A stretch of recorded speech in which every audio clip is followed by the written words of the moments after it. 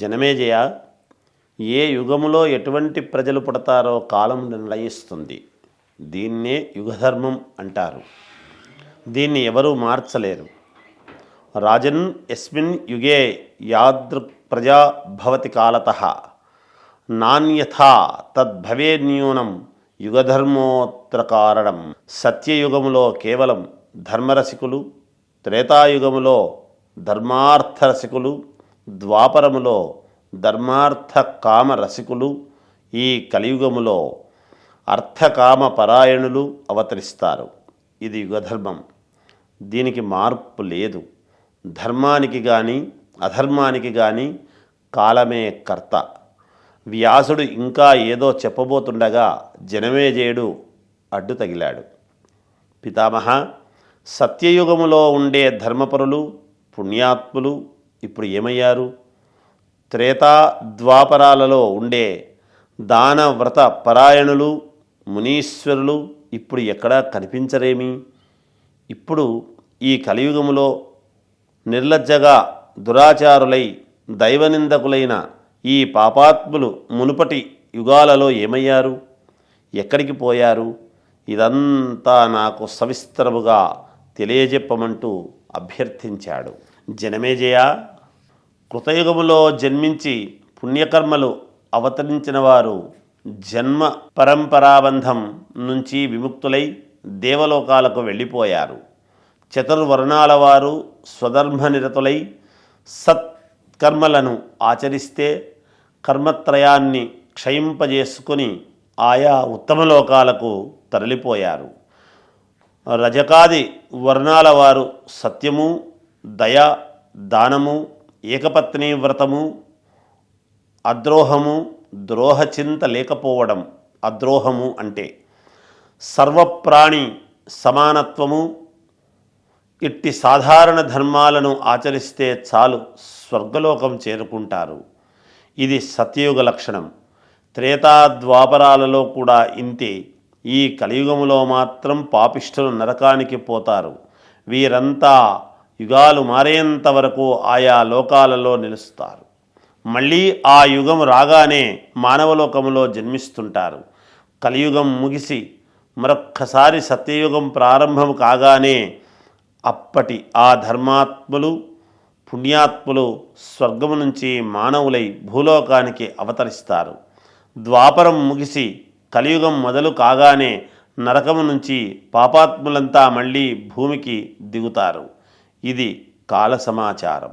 దీనికి తిరుగులేదు, తెలుసుకో. అందుచేత కలియుగం పాపకూపం. ప్రజలు కూడా అలాగే దానికి తగ్గట్టు ఉంటారు. ఎప్పుడైనా చాలా అరుదుగా ఒక్కోసారి దైవవశాత్తు కొందరు జీవులకు యుగ వ్యత్యయం వస్తుంది. క్రిందటి కలియుగములో సజ్జనులై జీవయాత్ర సాగించిన వారు మరుసటి కల్పాన ద్వాపరములో జన్మిస్తుంటారు. అలాగే కొందరు త్రేతాయుగములోకి, మరికొందరు సత్యయుగములోకి అంటే కృతయుగములోకి మారుతూ ఉంటారు. సత్యయుగములో జన్మించి దుష్టులుగా మారిన వారు అనంతర కల్పాన కలియుగములోకి దిగిపోతూ ఉంటారు. సంచిత కర్మ ప్రభావం వల్ల దుఃఖాలు అనుభవిస్తూ ఉంటారు. జీవిస్తున్న యుగము తాలూకు ప్రభావం వల్ల అవే పాపాలు మళ్ళీ ఆచరిస్తూ ఉంటారు. అందుచేత జనమేజయ, అప్పటి పుణ్యాత్ములు ఇప్పుడు కనపడరు, ఇప్పటి పాపాత్ములు అప్పుడు కనపడరు. యుగధర్మాల లక్షణం ఇది. తెలిసిందా పితామహ? చాలా వరకు అర్థమైంది. అయితే ఆ యుగధర్మాలు ఏమిటో మరింత వివరముగా తెలుసుకోవాలని ఉంది. తెలియజెప్పవా జనమేజయ? తప్పకుండా తెలుసుకోవాల్సిన విశేషాలే అవి. చెబుతున్నాను విను. యుగధర్మము వల్ల ఒక్కోసారి సాధు సజ్జనుల అంతరంగాలు కూడా భ్రమ ప్రమాదాలకు లోనవుతూ ఉంటాయి. మీ తండ్రికి చూడు, విప్రుణ్ణి అవమానపరచాలి అనే దుర్బుద్ధి పుట్టింది. సహజంగా ధర్మాత్ముడు మహాత్ముడే అయినా కలియుగ ప్రభావంలో అలాంటి ఆలోచన వచ్చింది. లేకపోతే యయాతి లాంటి ఉత్తముడు సంభవించిన క్షత్రియ వంశములో పుట్టి ఒక తాపసి మెడలో మృత సర్పాన్ని వేస్తాడా? ఇదంతా యుగధర్మ ప్రభావం. అందుచేత ధర్మ కర్మలను ప్రయత్నపూర్వకముగా చాలా నిష్ఠతో ఆచరించాలి. సత్యయుగములో బ్రాహ్మణులందరూ వేద పారంగతులు, శక్తి పూజా దురంధరులు, దేవీ దర్శన లాల్సులు ఓంకార సహితముగా గాయత్రీ మంత్రాన్ని జపిస్తూ గాయత్రీమాతను ధ్యానిస్తూ మాయా బీజాక్షర మంత్రాలను ఉపాసిస్తూ కాలము గడిపేవారు. ప్రతి గ్రామంలోనూ జగదీశ్వరి ఆలయం నిర్మించడం వారికి ఒక ఉద్యమం. సత్యము, శౌచము, శుచిత్వం, దయ మొదలైన మంచి గుణాలతో సత్కర్మనిరతులై జీవించేవారు. వేదోక్త కర్మలను యథావిధిగా నిర్వహించేవారు. తత్వజ్ఞాన విశారదులై మిగతా సమాజానికి ఆదర్శముగా నిలిచేవారు. క్షత్రియులు నిరంతరము ప్రజారక్షణ తత్పరులై ఉండేవారు. వ్యవసాయం, వాణిజ్యం, గోసేవలకు అంకితులై వైశ్యులుండేవారు. వీరందరికీ అన్నింటా సహకరిస్తూ శూద్రులు ప్రశంసలు అందుకునేవారు. ఇది సత్యయుగము నాటి పరిస్థితి. త్రేతాయుగములో అన్ని వర్ణాల వారు జగదీశ్వరుని భక్తితో ఆరాధించేవారు. ధర్మ సంస్థితి కృతయుగము కన్నా కొంచెము తక్కువ స్థాయిలో ఉండేది. ఇది ద్వాపరం వచ్చేసరికి మరింత తగ్గింది. కలియుగములో పూర్తిగా దిగజారిపోయింది.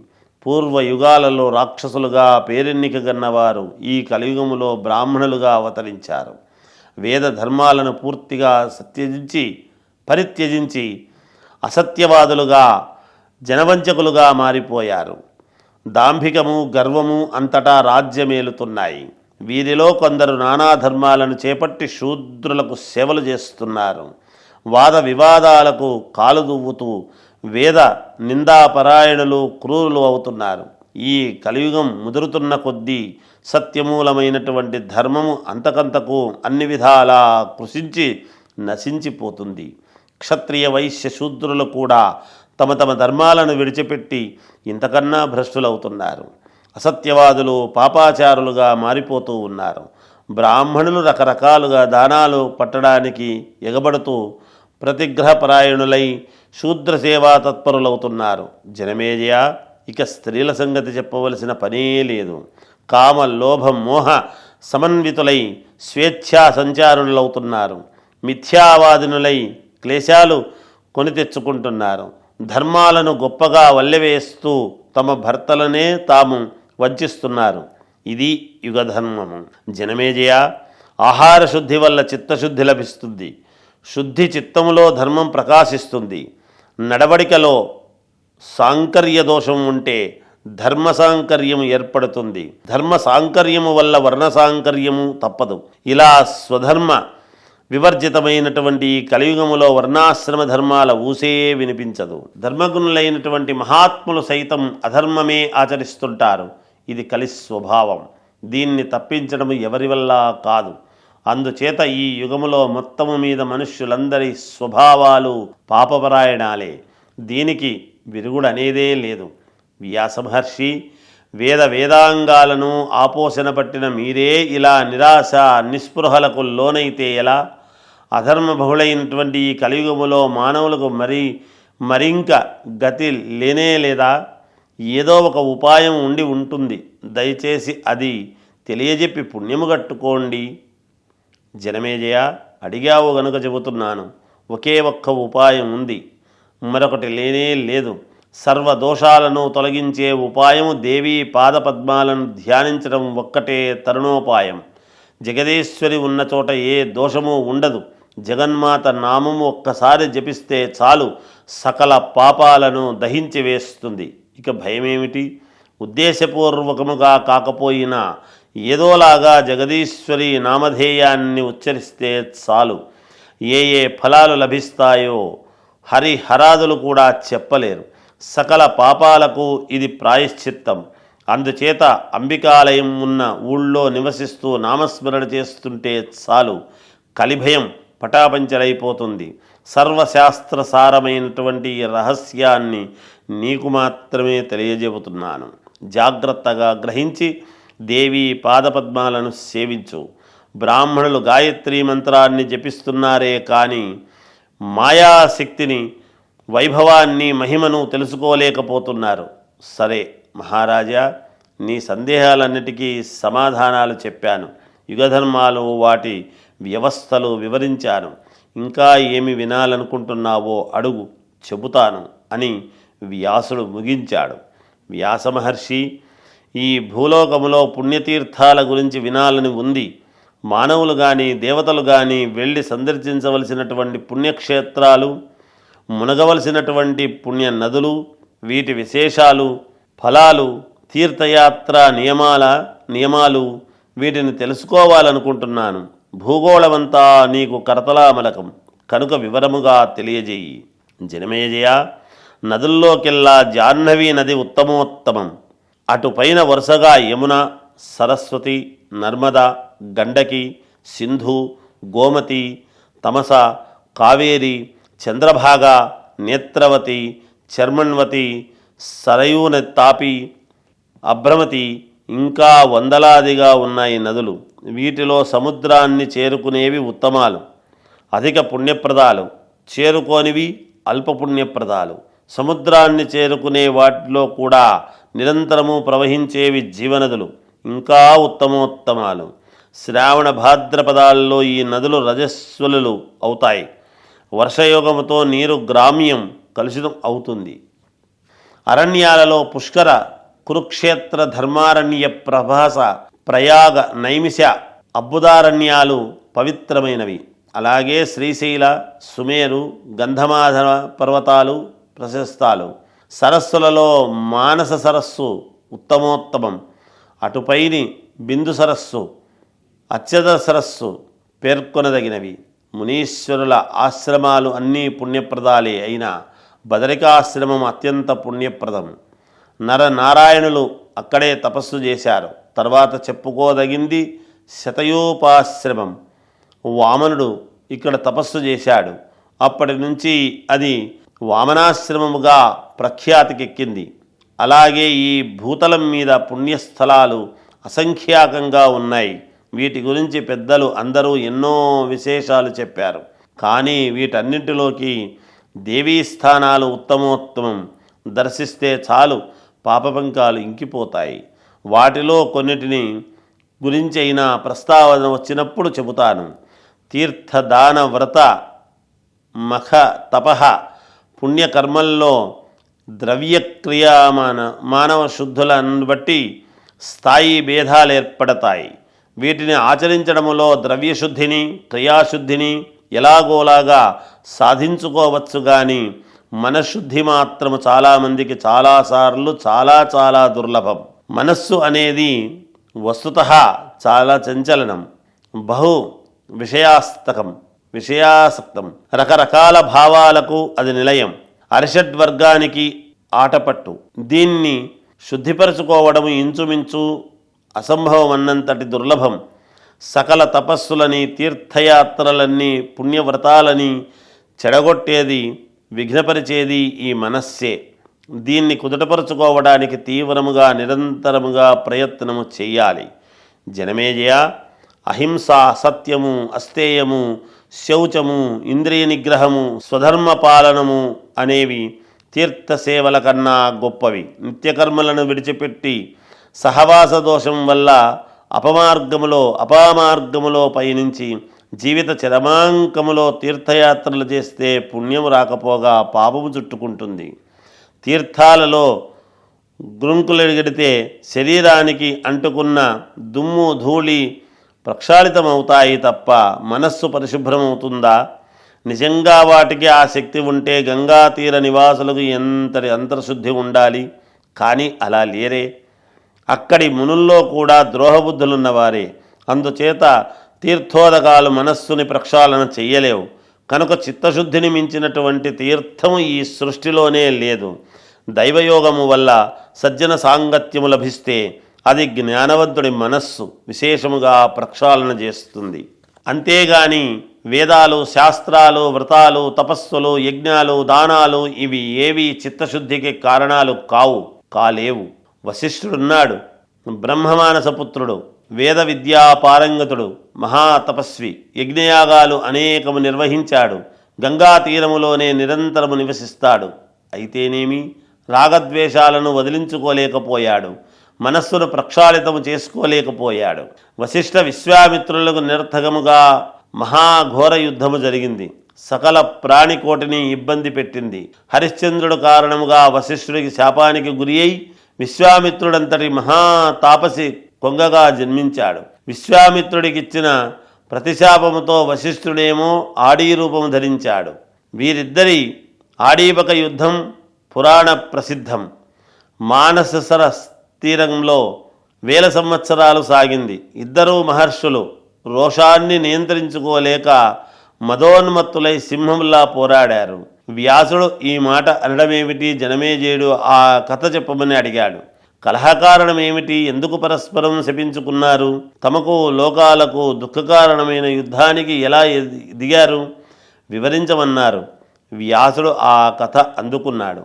జనమేజయ, సూర్యవంశంలో శ్రీరామచంద్రుడి కంటే ముందు హరిశ్చంద్రుడనే మహారాజు ఉన్నాడు. అతడు త్రిశంకుడి తనయుడు. ఈ హరిశ్చంద్రుడికి సంతానము లేకపోవడంతో పుత్రార్థి అయి వరుణయాగము చేస్తానని మొక్కుకున్నాడు. అది ఒక నరమేధం. ఆ ప్రతిజ్ఞను వరుణుడు సంతృప్తి చెందాడు. హరిశ్చంద్రుని ధర్మపత్ని గర్భవతి అయ్యింది. రాజు సంబరపడ్డాడు. గర్భ సంస్కారాలన్నీ యథావిధిగా జరిపించాడు. నెలలు నిండాయి. సర్వలక్షణ సంయుతుడైన సుతుడు జన్మించాడు. హరిశ్చంద్రుడి ఆనందానికి అవధులు లేవు. జాతకర్మాది సంస్కారాలన్నీ పెద్ద ఎత్తున జరిపించాడు. బ్రాహ్మణులకు గో భూ సువర్ణ దానాలు భారీగా చేశాడు. ఆ సందర్భంలో వరుణుడు బ్రాహ్మణ రూపంలో వచ్చాడు. హరిశ్చంద్రుడు భక్తి ప్రపత్తులతో అర్ఘ్యపాద్యాసనాదులు సమర్పించి అర్చించాడు.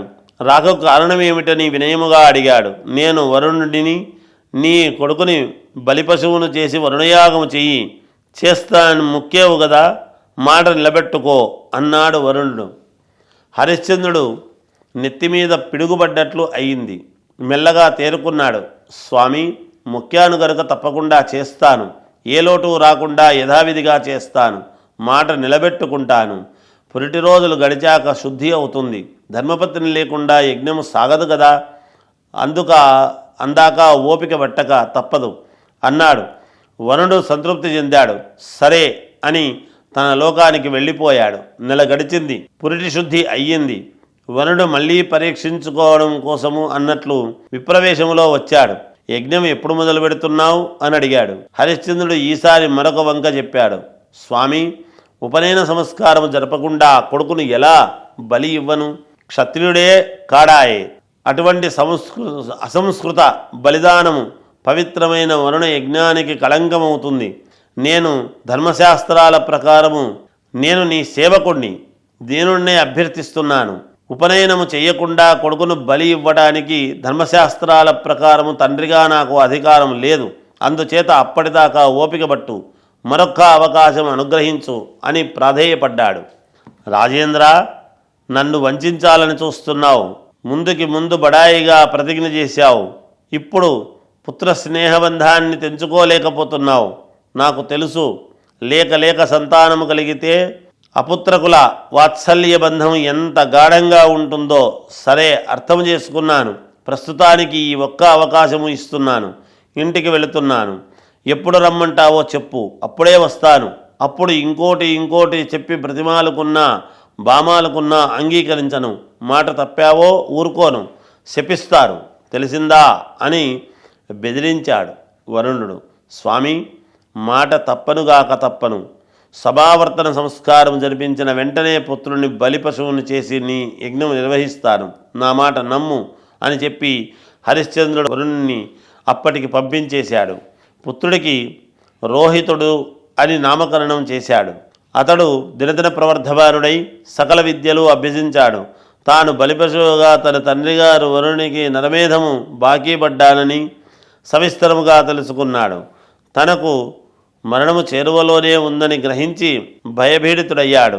ఒక్క రోజున ఎవరికీ తెలియకుండా ఇంటిలోంచి పారిపోయాడు. అగమ్య గిరిగహ్వారాలకు చేరుకుని నరమానవులు కంటపడకుండా కాలం గడుపుతున్నాడు. వరుణుడు సరిగ్గా సంవత్సరాలు లెక్క వేసుకొని హరిశ్చంద్రుడి దగ్గరికి వచ్చాడు. యజ్ఞం ఇంకా మొదలు పెట్టలేదేమని గద్దించాడు. కలత చెందిన మనస్సుతో వడలిపోయిన ముఖముతో ఎదురు వచ్చి హరిశ్చంద్రుడు, స్వామి, ఇంకేమి యజ్ఞం? కొడుకు పారిపోయాడు. ఎక్కడికి పోయాడో ఎంత వెతికించినా జాడ తెలియలేదు. ఏమి చేయమంటావు అన్నాడు. వరుణుడికి కోపం కట్టలు దించుకొని, అసత్యవాది, నన్నే వంచిస్తావా? నీకు జలోదరం వచ్చుగాక అని శపించి విసవిసా నడిచి వెళ్ళిపోయాడు. హరిశ్చంద్రుడికి జలోదర వ్యాధి ఆ క్షణములోనే సంక్రమించింది. క్రమేపీ ముదిరింది. శాపం వల్ల వచ్చిన రోగము గనుక ఏ వైద్యానికి లొంగడము లేదు. రాజు మంచం పట్టాడు. ఒక్క బాటసారి ద్వారా రోహితుడికి విషయం తెలిసింది. రోహిత, నీ తండ్రి రోగపీడితుడయ్యాడు. వరుణుడు శపించాడు. నువ్వు పుట్టి నీ తండ్రికి జలోదరం తెచ్చిపెట్టావు. ఏమి పుట్టుకరా నాయనా నీది? నువ్వు మాత్రం ఇక్కడ సుఖముగా శరీరం పెంచుతున్నావు. దీనితో ఏమి సాధిద్దామనుకుంటున్నావో కానీ తండ్రిని రోగిష్ఠిని చేసి నీ జన్మ వ్యర్థం, ముమ్మాటికి నిష్ఫలం, నిష్ప్రయోజనం. తండ్రి కోసము ప్రాణాలు త్యాగము చేయటము ఉత్తమ పుత్రుల లక్షణం. దీనికోసము కన్న తండ్రి వ్యాధిపీడితుడు కావడం నీ అధమత్వానికి సంకేతం. పుత్రాధమా అంటూ ఆ బాటసారి దులిపేశాడు. రోహితుడికి ధర్మం తెలియవచ్చింది. తండ్రిని చేరుకుందామని నిశ్చయించుకున్నాడు. సరిగ్గా ఆ సమయానికి ఇంద్రుడు బ్రాహ్మణ రూపంలో వచ్చాడు. పరమ దయాన్వితుడిలాగా రహస్యముగా హితోపదేశము చేశాడు. రాజకుమారా, ఇంటికి పోదామనుకుంటున్నావా? పరమ మూర్ఖుడిలా ఉన్నావే. నీ తండ్రి జలోదరంలో సావు బతుకుల మీద ఉన్నాడు. బడాయికి పోయి వరుణయజ్ఞం చేస్తానని ప్రతిజ్ఞ చేశాడు. చెయ్యలేక శాపానికి గురయ్యాడు. ఇప్పుడు నువ్వు వెళితే యూపస్తంభానికి కట్టేసి వరుణునికి బలి ఇస్తాడు. వృధాగా చనిపోవాలనుకుంటే ఇంటికి వెళ్ళు, లేకపోతే హాయిగా ఇక్కడే జీవించు అని ఆ కపట బ్రాహ్మణుడు ఉపదేశము చేశాడు. రోహితుడు ప్రయాణం విరమించుకున్నాడు. అటుపైన అవి అప్పుడప్పుడు ఎవరో ఒక బాటసారి అటువైపు రావటం, తండ్రి విషయం చెప్పడం, ఇతడు ఇంటికి వెళదామనుకోవడము, ఇంద్రుడు బ్రాహ్మణ వేషములో వచ్చి వారించడం జరుగుతూనే ఉన్నాయి. ఇదొక దేవీ మాయా విశేషం. హరిశ్చంద్రుడు ఒక రోజున తన సన్నిధానములో నిలబడ్డ రాజుగురు వశిష్ఠుల వారిని ఏకాంతముగా అడిగాడు. మహాత్మా, ఏమి చెయ్యమంటావు? ఈ బాధ భరించలేకుండా ఉన్నాను. మనస్సంతా వ్యధాకులంగా ఉంటోంది. ఏదో తెలియని భయం పట్టి పీడిస్తోంది. ఏదైనా ఉపాయం చెప్పి దారి చూపించి నన్ను కాపాడండి మహానుభావ అని ప్రాధేయపడ్డాడు. అప్పుడు వశిష్ఠుడు, మహారాజా, ఉపాయం లేకపోవడం ఏమిటి? ఉంది. అడిగావు గనుక చెబుతున్నాను, విను. ధర్మశాస్త్రాలలో 13 రకాల పుత్రుల్ని పెంచారు. అందులో క్రీడపుత్రుడు ఒకడు. అందుచేత పుష్కలముగా ధనము ఇచ్చి ఒక బ్రాహ్మణ బాలుని కొని అతన్ని బలి ఇచ్చి యజ్ఞం పూర్తి చెయ్యి. వరుణుడు సంతృప్తి చెందుతాడు. నీ రోగం శాంతిస్తుంది. దాని దారి చూపించాడు. హరిశ్చంద్రుడికి ఈ ఉపాయం నచ్చింది. వెంటనే మంత్రులను పిలిపించి పురమాయించాడు. గ్రామాలన్నీ గాలించండి. ధనలోభంతో కొడుకును అమ్ముకునే బీదబాపడు ఎక్కడో ఒకచోట ఎవరో ఒకరు దొరకకపోరు. ఆయన కోరినంత ధనము ఇచ్చేసి కొడుకును పట్టుకొని రండి. ఇది నాకు సర్వకార్యం, నాకు స్వకార్యం, మీకు స్వామి కార్యం. దేనికి లోభించకండి, వెనుకాడకండి. విషయమంతా చెప్పి బతిమాలో బామాలో ఒప్పించి యజ్ఞపశువుగా ఒక బ్రాహ్మణ బాలుణ్ణి తీసుకురండి. ఆలస్యం చేయకండి, వెంటనే వెళ్ళండి అని ఆజ్ఞాపించారు. మంత్రులందరూ మంది మార్బలంతో తలో దిక్కుకు బయలుదేరారు. ఊరూరా ఇల్లిల్లు గాలించారు. ఒక ఊళ్ళో ఒక బీద బ్రాహ్మణుడు దొరికాడు. అతడి పేరు అజీగర్తుడు. అతడికి 3 కొడుకులు ఉన్నారు. దారిద్ర్యముతో బాధపడుతున్నాడు. వారిని పోషించలేక అల్లాడుతున్నాడు. అజీగర్తుడు తన 2వ కొడుకు సునశ్యేపుడిని వీరికి అమ్మడానికి అంగీకరించాడు. కోరినంత ధనం ఇచ్చి ఆ మంత్రిగారు సునశ్యేపుడిని తెచ్చి హరిశ్చంద్రుడికి చూపించాడు. రాజు సంబరపడ్డాడు. యజ్ఞానికి ఏర్పాట్లు చేయమన్నాడు. యూపస్తంభానికి సునశ్యేపుడిని కట్టేసి యజ్ఞం ప్రారంభించారు. ఋత్విజులు ఇది విశ్వామిత్రుడికి తెలిసి యజ్ఞశాలకు వచ్చాడు. బంధించి ఉన్న సునశ్యేపుడిని చూశాడు. వెంటనే యజ్ఞం ఆపించాడు. హరిశ్చంద్ర, ఇటువంటి సాహసాలు ఎప్పుడూ చెయ్యకు. ఈ బ్రాహ్మణ బాలుణ్ణి వెంటనే విడిచిపెట్టు. ఇది నా అభ్యర్థన, మన్నించు. నీకు సుఖశాంతులు లభిస్తాయి. ఈ పసివాడు చూడు ఎలా దుఃఖిస్తున్నాడో. వీడి రోదనధ్వని నా హృదయాన్ని నిలిమేస్తుంది. కరుణ, దయ ఇలాంటి వాటిని మనస్సులో రవ్వంత చోటి. నా మాట విను. పరుల శరీరాలను రక్షించడం కోసం దయాపరులైన తమ శరీరాలను తృణప్రాయముగా త్యాగము చేసి స్వర్గసుఖాలను కాంక్షించిన ఉత్తమ క్షత్రియులు ఉండేవారు. పూర్వకాలంలో నువ్వేమో ఇటువంటి వంశములోనే పుట్టి స్వశరీర సంక్షోభం కోసం, సంరక్షణ కోసం పరుడి శరీరాన్ని బలి ఇస్తున్నావు. ఇది మహాపాపం, క్షత్రియ ధర్మానికి విరుద్ధం. కాబట్టి బాలుడికి పట్ల తమ దయ చూపించి వెంటనే బంధాలను విడిపించు. స్వశరీరం మీద ప్రీతి అందరికీ ఉంటుంది. ఎవడి దేహం వాడికి ముద్దు. నా మీద, నా మాట మీద ఏమాత్రం గౌరవం ఉన్నా తక్షణం అది శునశ్చేపుణ్ణి విడిచిపెట్టు. విశ్వామిత్రుడు ఇంతగా చెప్పినా హరిశ్చంద్రుడు వినిపించుకోలేదు. పెడచెవిని పెట్టాడు. బాలకుణ్ణి విడిచిపెట్టలేదు. విశ్వామిత్రుడికి కోపం వచ్చింది. శునశ్చేపుడి దగ్గరికి వెళ్ళాడు.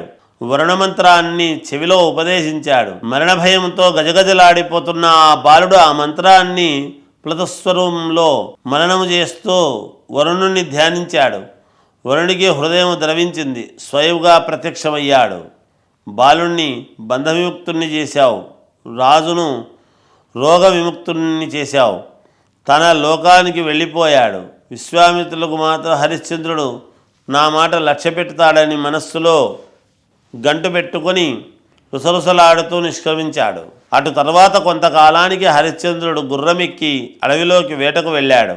కౌశికీ నదీ తీరాన మధ్యాహ్న సమయంలో ఒక ఆడపందిని సంహరించబోతుండగా విశ్వామిత్రుడు వృద్ధ బ్రాహ్మణ రూపంలో వచ్చి అడ్డుకున్నాడు. వంచన చేసి రాజ్య సర్వస్వాన్ని దానముగా గ్రహించాడు. హరిశ్చంద్రుడు రాజధానికి తిరిగి వచ్చి విషయమంతా వశిష్ఠుల వారికి విన్నవించాడు. విశ్వామిత్రుడే తన యజమానుణ్ణి వంచన చేసి రాజ్యము కాజేశాడని వశిష్ఠుడు గ్రహించాడు. అయినా ఏమీ ఎరగనట్టే మాట్లాడి రాజును ఓదార్చాడు. దాతృత్వాన్ని అభినందించాడు. కానీ తగిన సమయం రాకపోతుందా అని ఎదురు చూస్తూ ఉన్నాడు. ఒకరోజు వశిష్ఠ విశ్వామిత్రులు ఏదో వనములో యథాలాపముగా తారసపడ్డారు. ఒకరిని చూసి ఒకరికి కోపం భగ్గుమంది. వశిష్ఠుడే ముందుగా నోరు చేసుకున్నాడు. క్షత్రియాధమ, దుర్బుద్ధి, బ్రాహ్మణ వేషధారి, కొంగజపము చేస్తూ డాంబికాలు కొడుతున్నావు, అహంకారముతో విర్రవీగుతున్నావు. నా మహారాజు హరిశ్చంద్రుణ్ణి నిరపరాధిని వంచించి రాజ్యము కాజేశావు, దుఃఖ సముద్రంలో ముంచేశావు. నీ కొంగజపానికి తగినట్టే కొంగవైపో అని నిష్ఠూరముగా శపించాడు. విశ్వామిత్రుడికి మరింత ఒళ్ళు మండింది. పాత కలహాలు జ్ఞాపకం వచ్చాయి. ఈ శాపంతో ఆజ్యం పోసినట్లయింది. భగ్గుమన్నాడు. నువ్వొక బాతువైపో అని ప్రతిశాపం ఇచ్చాడు. ఇద్దరూ క్షణంలో జలపక్షులుగా మారిపోయారు. అయినా క్రోధాలు చల్లారలేదు. కాసేపు కలహించుకున్నారు. సాయంకాలం అయ్యేసరికి ఆ మానస తీరంలో ఇద్దరు చెరొక గట్టున చేరుకొని గట్టున గూడులు కట్టుకొని నివాసాలు ఏర్పరచుకున్నారు. తెల్లవారడం ఆలస్యం. ఇద్దరూ కలయబడి గోళ్లతో ముక్కులతో గీచుకుంటూ పాచుకుంటూ యుద్ధం చేస్తున్నారు. రక్తసిక్తులై పూజన మోదుగ చెట్లు అవుతున్నాయి. వాళ్ల కూతలు అరుపులు సర్వలోకాలకు చిరాకు పుట్టిస్తున్నాయి. వేల సంవత్సరాలు నిత్యకృత్యంగా పోరాటము సాగించారు. ఎంతకూ దీనికి ఒక అంతము కనిపించలేదు. బ్రహ్మదేవుడు కల్పించుకున్నాడు. సర్వదేవత పరివృష్టిదై మానవ తీరానికి వచ్చాడు. ఇద్దరినీ విడదీసి వేరువేరుగా ఓదార్చి శాంతింపజేసి మొత్తానికి ఎలాగో యుద్ధాన్ని విరమింపజేశాడు. ఇద్దరి శాపాలను తొలగించారు. ఎవరి ఆశ్రమాలకు వారిని సాగనంపాడు. తాను తన పరివారము నిష్క్రమించారు. అటుపైన బ్రహ్మ చేసినటువంటి ఒడంబడి కట్టుబడి వశిష్ఠ విశ్వామిత్రులు మిత్రులయ్యారు. ఏమైనప్పటికీ జనమేజయ, మైత్రావరుని విశ్వామిత్రునంతటి మహర్షులే అహంకారాన్ని జయించలేకపోయారంటే ఇక సామాన్యులైన దేవదానవ మానవులు జయించగలుగుతారా? అందుచేత ప్రయత్నంలో సాధన చేస్తే తప్ప సాధ్యము కాదు. అటువంటి అంతఃశుద్ధి అణుమాత్రమైనా లేకుండా తీర్థదాన తపశ్చర్యలు ఎన్ని చేపట్టినా ఎంతగా చేసినా పూర్తిగా నిరర్థకం. సత్వరజస్తమో గుణాలను బట్టి శ్రద్ధ కూడా 3 విధానాలు. పరిపూర్ణ ఫలప్రదమైనటువంటి సాత్విక శ్రద్ధ ఈ లోకములో దుర్లభం. రాజస శ్రద్ధ సగం ఫలాన్ని ఇస్తుంది. తామన శ్రద్ధ పూర్తిగా నిష్ఫలం. ఆ ఫలం కనీసము కీర్తి కూడా దక్కదు. అరిషడ్ వర్గాలకు లొంగిపోయే మానవ సమాజంలో సర్వత్రా ఇదే పరిస్థితి. అందుచేత శ్రవణ కీర్తనాదులతో అంతరంగాన్ని వాసనారహితం చేసుకొని దేవీ పూజ తత్పరుడై తీర్థక్షేత్రాలను నివసించాలి. మాయామహేశ్వరి పాదాలను మనసారా ధ్యానిస్తూ స్తోత్రాలను వచసా కీర్తిస్తూ ఫలపుష్పాలలో కర్మణ ఆచరిస్తూ క్రమక్రమముగా రిషడ్వర్గాలకు తొలగించుకుని అంతఃశుద్ధిని సాధించుకోవాలి. కలియుగములో ఇదొక్కటే సర్వదోష నివారణం. అటువంటి వారికి ఫలమేమీ ఉండదు. అంతటి పాపాత్ములైన ఈ మార్గములో ప్రయాణిస్తే ఆ సంసారము నుంచి చాలా తేలికగా అనాయాసముగా ముక్తిని పొందుతారు. ఇక్కడ జనమేజయుడికి మరొక సందేహం వచ్చింది. వ్యాసుడు మాట్లాడుతూ వశిష్ఠుడికి పర్యాయపదముగా మైత్రావరుని అన్నాడు. ఆ పేరు ఎలా వచ్చిందో తెలుసుకోవాలనుంది. చేసిన పనులను బట్టి వచ్చిందా, గుణాన్ని బట్టి వచ్చిందా అని అడిగాడు వ్యాస మహర్షి. వివరించాడు. జనమేజయ, వశిష్ఠుడు బ్రహ్మమానస పుత్రుడు, ఇది తెలుసు కదా నీకు. ఈయన ఒక సందర్భములో నిమి మహారాజు ఇచ్చిన శాపం వల్ల ఆ శరీరాన్ని విడిచిపెట్టి మిత్రావరుణకు పుత్రుడిగా పునర్జన్మ పొందాడు. అప్పటి నుంచి మైత్రావరుణి అనే పేరు ప్రసిద్ధికెక్కింది. మహర్షి, ఈ కథ చాలా చిత్రముగా ఉంది. ఒక మహారాజు ఒక మహర్షిని సాక్షాత్తు బ్రహ్మదేవుని కుమారుణ్ణి శపించడం ఏమిటి? ఎందుకు శపించవలసి వచ్చింది? ఏ తపస్సు చేశాడని శపించాడు? దయచేసి తెలియజెబితే కానీ నా కుతూహలం తీరదు. జనమేజయ, కారణం నీకు ఇంతకుముందే చెప్పాను. అన్ని శాపాలకు ఏది కారణమో దేనికి అదే కారణం. ఈ సంసారము సర్వ కాలాలలోనూ మాయాగుణాలు మూడింటిలో అవతరించబడి ఉంటుంది. భూపాలురు ధర్మం ఆచరించాలి, విప్రోత్తములు తపస్సు చెయ్యాలి. ఇలా ఎవరి గుణాలు కర్తవ్యాలు వారికి స్పష్టముగా ఉన్నాయి. కాకపోతే అప్పుడప్పుడు అవి తారుమారవుతూ ఉంటాయి. అప్పుడే చిక్కు వస్తుంది. రాజులు కామక్రోధ వివశులవుతున్నారు. మునులు లోభానికి అహంకారానికి లోనవుతున్నారు. రజోగుణ ప్రధానముగా క్షత్రియులు యజ్ఞాలు చేస్తుంటే మునులు అలాగే తపస్సులు చేస్తున్నారు. సత్వగుణం అనేది ఎవ్వరిలోనూ కనిపించడము లేదు. ఈ వశిష్ఠుడు నిమి మహారాజును శపిస్తే వారేమో వీరిని శపించారు.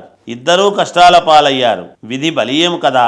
అందుకే ఈ త్రిగుణాత్మక సంసారములో ద్రవ్యశుద్ధి, క్రియాశుద్ధి, మనశ్శుద్ధి అనేవి ఉత్తరోత్తరం బహుదుర్లభాలు. ఇదంతా మాయాశక్తి ప్రభావం. ఎవడూ తప్పించుకోలేడు. ఆ జగన్మాత అనుగ్రహాన్ని పొందగలిగితే క్షణములో ముక్తుడవుతాడు, లేకపోతే లేదు. అలా కొట్టుబిట్టాడుతూ ఉండవలసిందే. ఆ తల్లి అనుగ్రహం ఎవరి మీద ఎప్పుడు ఎలా ప్రసరిస్తుందో అనూహ్యం. హరిహరాదులకే లభించని ఆ కరుణ ఒక్కొక్కప్పుడు సత్యవ్రతాది సాధారణ నియమాలను పాటించిన సామాన్యుడికి దక్కవచ్చు. ఆవిడ హృదయాన్ని తెలుసుకోగలిగినవాడు ఆ ముల్లోకాలను లేడు. కానీ ఒకటి మాత్రము నిజం, జగదీశ్వరి ముమ్మాటికి భక్తులకు వశ్యురాలు. అందుచేత ఏ దోషాన్ని తొలగించుకోవాలన్నా దేవీ భక్తి ఒక్కటే మార్గం. అది కూడా దంభభక్తి కాకూడదు. నిమి మహారాజు ఇక్ష్వాకు వంశ సంభూతుడు, 12వ కొడుకు. రూపగుణ సంపన్నుడు, ధర్మజ్ఞుడు, ప్రజారంజకుడు, సత్యవాది, దానశీలి, మహాజ్ఞాని. అనేక యజ్ఞాలు చేశాడు. కేవలము బ్రాహ్మణుల కోసమని గౌతమాశ్రమ సమీపంలో ఒక పట్టణాన్ని నిర్మించి దానికి జయము అని పేరు పెట్టాడు. బ్రాహ్మణులందరూ అక్కడకు చేరి సుఖముగా నివసిస్తున్నారు. ఇలా ఉండగా ఒక రోజున నిమి మహారాజుకు అట్టహాసముగా భూరి దక్షిణలతో బహుకాలము కొనసాగే ఒక మహాయజ్ఞము చెయ్యాలనే సంకల్పము కలిగింది. రజోగుణ విలాసము అటువంటిది. మరి ఇక్ష్వాకుడి అనుమతి పొందాడు. మహాత్ములతో సంప్రదించాడు. కావలసిన యజ్ఞ సంభారాలన్నీ సమకూర్చాడు. భృగు, ఆంగిరస, వామదేవ, గౌతమ, వశిష్ఠ, పులస్త్య, బుచీక, పులహ ప్రభృతి మహర్షులను ఆహ్వానించాడు. యజ్ఞ విద్యా ప్రవీణులైన వేద పండితులను రప్పించాడు. అంతా సిద్ధము చేసుకున్నాడు. కులగురువు వశిష్ఠుల వారికి పాదపూజ చేసి వినయముగా నమస్కరించి అభ్యర్థించాడు. గురుత్తమ, నువ్వు సర్వజ్ఞుడివి. ఇదిగో యజ్ఞ సంభారాలన్నీ సమకూర్చుకున్నాను. దయచేసి నాతో ఈ యజ్ఞము చేయించు. 5000 సంవత్సరాల పాటు సాగాలి ఇది. అటువంటి యజ్ఞ దీక్షను స్వీకరించాలని నా కోరిక. ఇప్పించు, మహాయజ్ఞము జరిపించు. ఇది అపూర్వమైన దేవీ మహాయజ్ఞం. ఈ జగదంబిక ప్రీతి కోసము చేస్తున్నాను. కాదనక ఆధ్వర్యం వహించు. నిమిరాజా, నీ సంకల్పము చాలా ప్రశస్తముగా ఉంది. కానీ ఇంద్రుడు కూడా ఇదే యజ్ఞాన్ని చేస్తూ నన్ను ఆధ్వర్యుడుగా వరించాడు. అందు 5000 సంవత్సరాల దీక్షను చేపట్టాడు.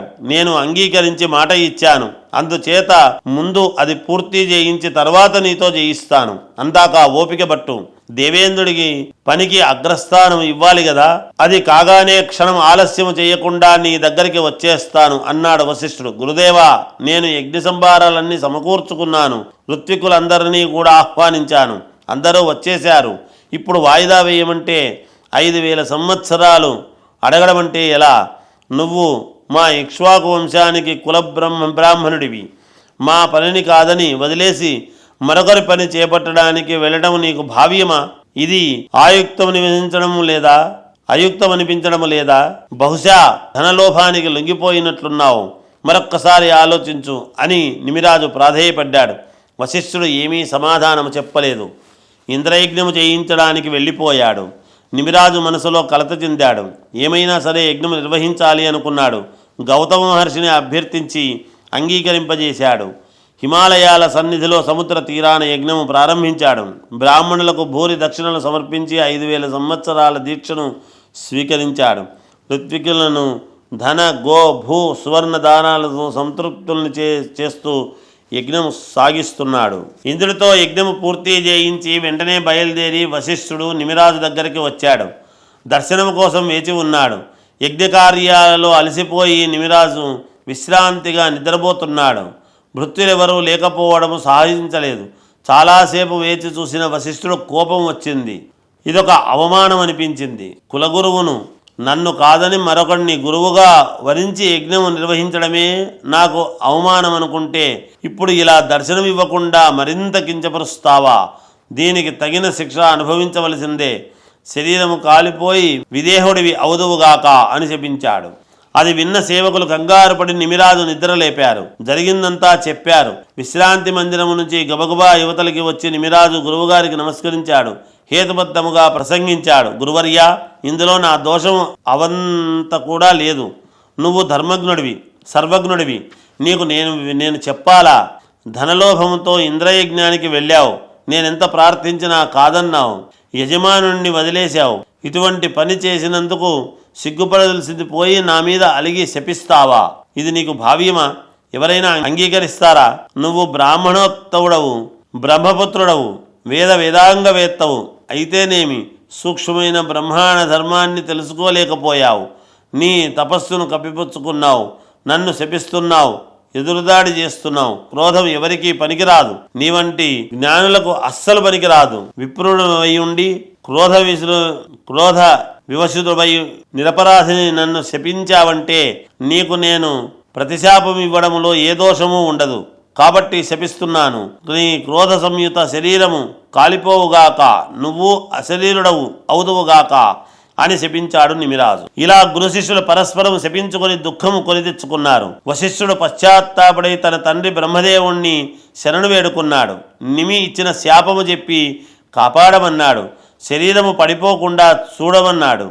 ఇది సాధ్యము కాకపోతే మరొక శరీరము పొందడానికి జనకుణ్ణి చూపించమన్నాడు. మరొక శరీరము పొందినా ఇప్పటి జ్ఞానం నశించిపోకుండా నాతోనే ఉండేట్లు అనుగ్రహించమన్నాడు.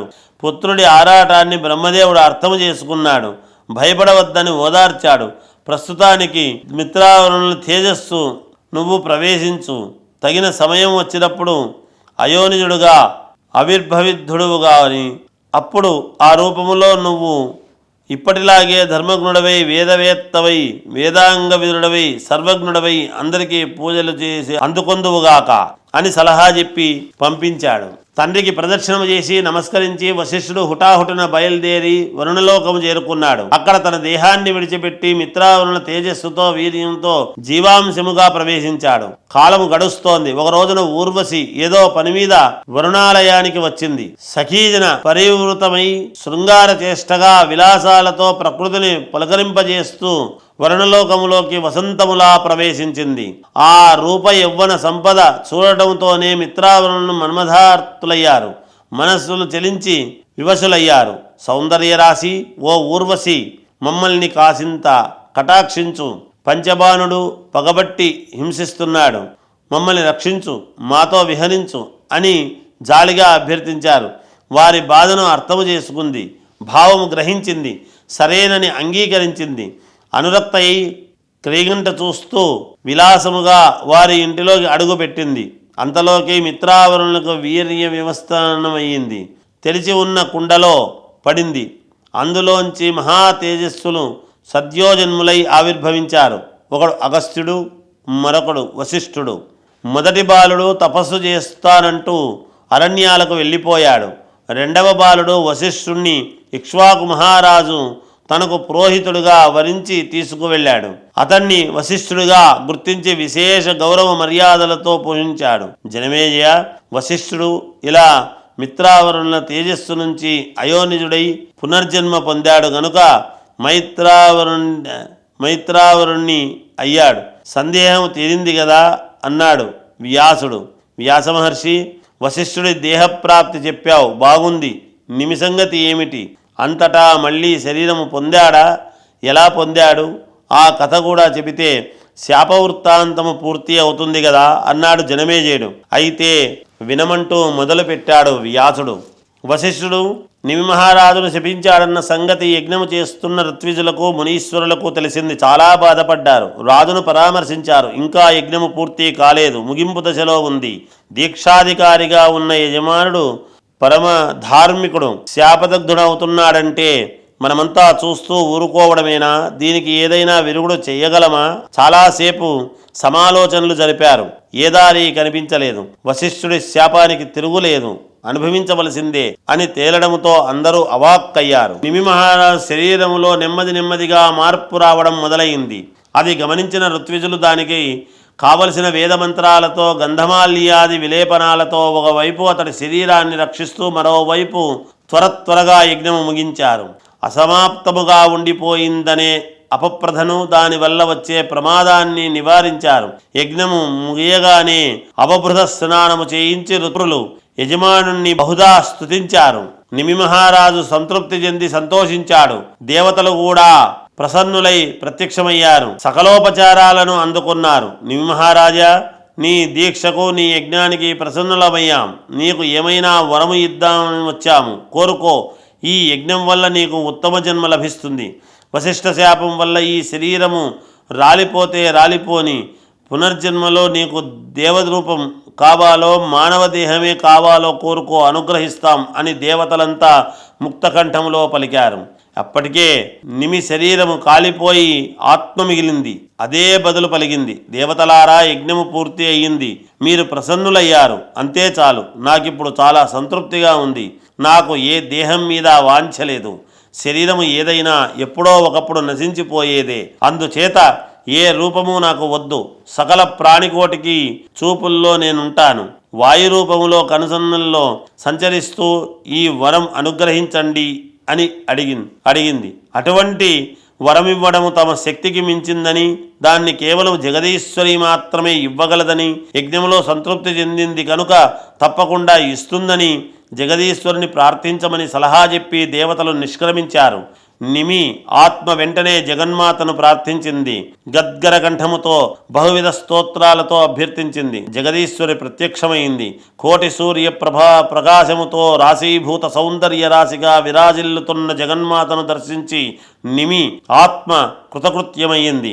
మోక్షదాయకమైనటువంటి జ్ఞానాన్ని ఇమ్మని, సకల ప్రాణికోటికి కన్నుల్లో కలకాలము కాపురం ఉండేలా వరమిమ్మని కోరింది. జగదీశ్వరి అంగీకరించింది. ప్రారబ్ధ కర్మల అవశేషాన్ని బట్టి నీకు విమలమైనటువంటి జ్ఞానము తప్పక లభిస్తుంది. సకల ప్రాణికోటికి కన్నులలో వాయు రూపములో నీకు నివాసం సిద్ధిస్తుంది. నువ్వు కారణముగానే కన్నులు నిమిషం పొందుతాయి. ఇది మానవులకు, జంతువులకు, పక్షులకు మాత్రమే, దేవతలకు అనిమిషులే. వారి కన్నులకు ఈ రెప్పపాటు ఉండదు అని అనుజ్ఞ ఇచ్చి మహర్షులకు వీడ్కోలు చెప్పి జగన్మాత అంతర్ధానము చెందింది. స్వస్తి.